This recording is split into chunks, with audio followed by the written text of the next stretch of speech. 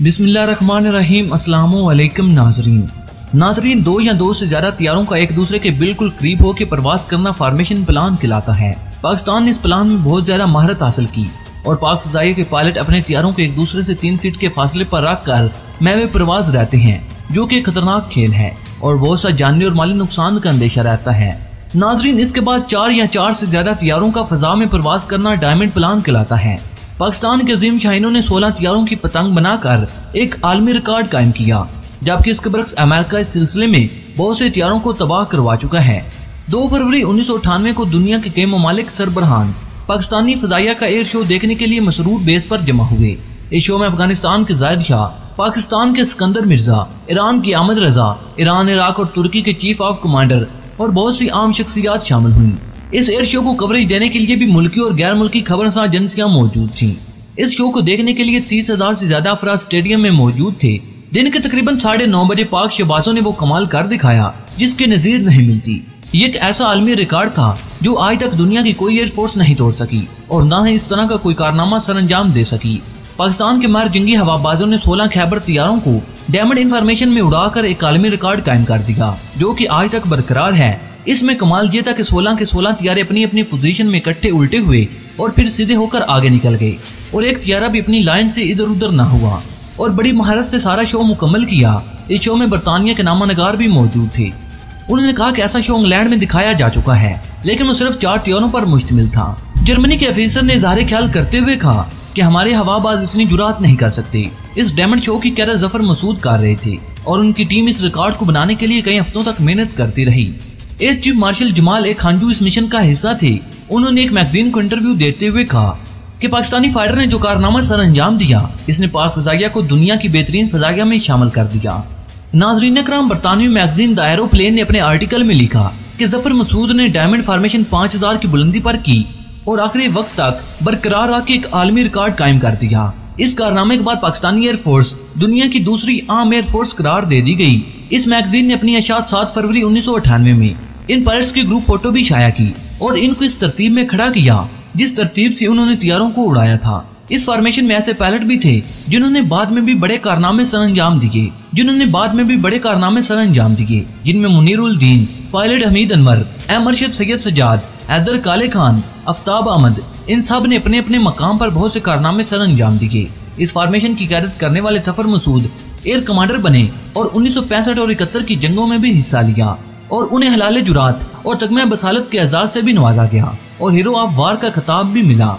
इस तरह की फॉर्मेशन इससे पहले दुनिया की किसी फ़िज़ाइया ने इस्तेमाल नहीं की थी, लेकिन फिर रॉयल एयरफोर्स ने 22 तैयारों को उड़ाकर रिकॉर्ड तोड़ना चाहा, लेकिन यह डायमंड इंफॉर्मेशन नहीं थी बल्कि सीधी 7 लाइनों में महवे प्रवास थी। इस तरह पाक फ़िज़ाइया का रिकॉर्ड न टूट सका और आज तक कायम है और पाकिस्तान के पास मौजूद है। नाज़रीन, यहाँ पर आपको एक और खबर से आगाह करते चलें कि नाज़रीन, पाकिस्तान ने फ्रांस से मिराज तैयारों के सिर्फ 4 स्क्वाड्रन ही खरीदे थे, लेकिन आज पाकिस्तान के पास 200 मिराज तैयारे मौजूद हैं।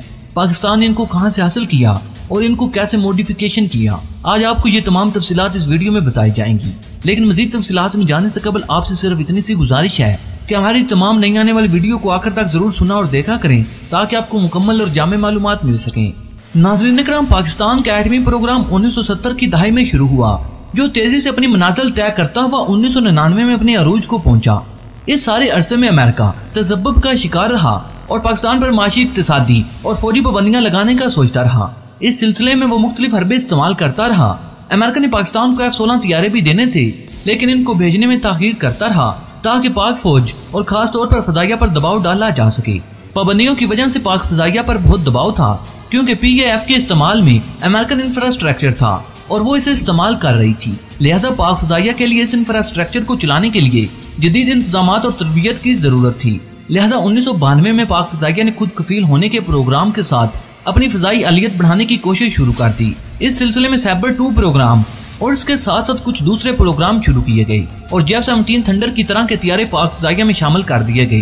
पाक फ़िज़ाइया की कोशिश थी कि सैबर की तरह का अपना तैयारा बनाया जाए, जबकि रोज 2 का मकसद ये था कि दुनिया भर से ग्राउंड तैयारे खरीदे जाएं और इनके पार्ट्स को इस्तेमाल करके कुछ जदीद तैयारा बनाया जाए। पाक फ़िज़ाइया में मिराज 3 तैयारा पहली दफा मुतारफ हुआ और मिराज 5 1965 में। पाकिस्तान ने भी 1968 में कुछ मिराज 3 और 5 तैयारे खरीदे थे, लेकिन 90 की दहाई तक ये तैयारे काफी पुराने हो चुके थे और कुछ ग्राउंड भी हो चुके थे। दूसरी तरफ पाबंदियों की वजह से पाकिस्तान इस पोजीशन में नहीं था कि नए तैयारे खरीद सकता। बस पाकिस्तान ने खुद कफील होने के लिए MFU यानी मिड लाइफ प्रोग्राम शुरू किया, जिसका कोड मिराज रोज था। इसका मकसद मिराज तैयारों को अपग्रेड करना था। ये प्रोग्राम काफी सुस्त होना था क्योंकि पुराने ग्राउंड तैयारे सस्ते मिल जाने थे और इनको अपग्रेड पाक फ़िज़ाइया के इंजीनियर ने खुद करना था। इस प्रोग्राम को पाए तकमील तक पहुंचाने के लिए पाकिस्तान ने फ्रांस से इस तैयारे के ब्लूप्रिंट हासिल करने की कोशिश शुरू कर दी। इस सिलसिले में पाकिस्तान को फ्रांस और इटली की कंपनियों का तामन भी हासिल था। फिर कामराम एरोनॉटिकल कम्प्लेक्स में मॉडिफिकेशन सेल कायम की गई। ऑस्ट्रेलिया से खरीदे गए तैयारों को इस कम्प्लेक्स में अपग्रेड किया गया। इन तैयारों को ऑस्ट्रेलिया ग्राउंड कर चुका था। पाकिस्तान ने ऑस्ट्रेलिया से 50 मिराज 3 तैयारे खरीदे, जिनके बारे में ख्याल था कि इनमें से 40 से ज्यादा अपग्रेड किए जा सकते हैं। इन तैयारों से 12 तैयारों को PS कामरा कम्प्लेक्स में ओवरहाल किया गया और उसके बाद काबिल इस्तेमाल किया गया, जिसे फ़िज़ाइया की जुबान में ऑपरेशनल करना कहते हैं। चनाचा 33 तैयारों को अपग्रेड करके ऑपरेशनल कर दिया गया। इस फेज में तैयारों की हर तरह से मॉडिफिकेशन की गई।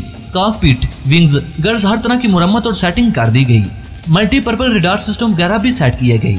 इसके अलावा मुख्तलिफ किस्म के सिस्टम भी इन तैयारों में लॉन्च किए गए। इसके अलावा नया इटालियन रडार कंट्रोल सिस्टम भी ऐड किया गया और मिराज में एयर टू एयर अटैक की सलाहियतें पैदा की गयी। बल्कि पाकिस्तान ने इस तैयारे में एयर रिफ्यूलिंग सिस्टम भी लगा दिया।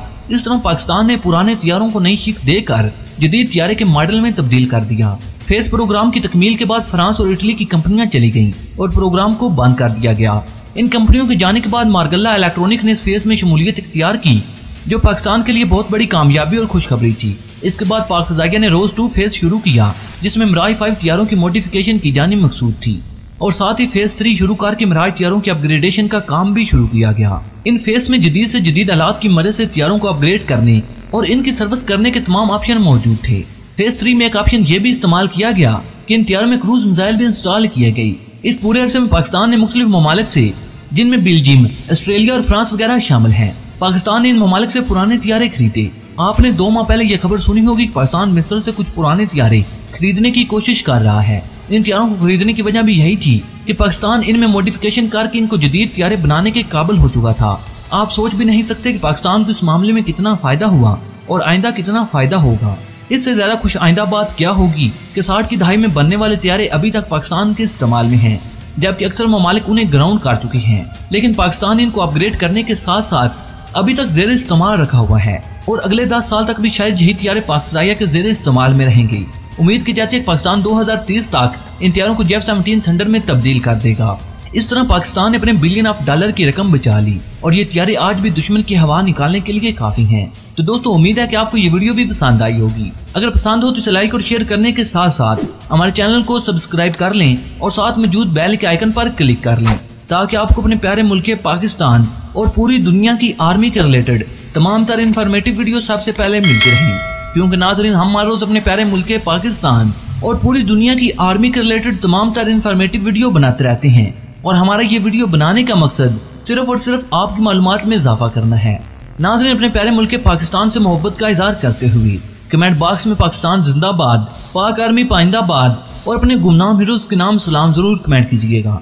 नाज़रीन, अगली वीडियो तक इजाजत चाहूंगा। अल्लाह निगहबान।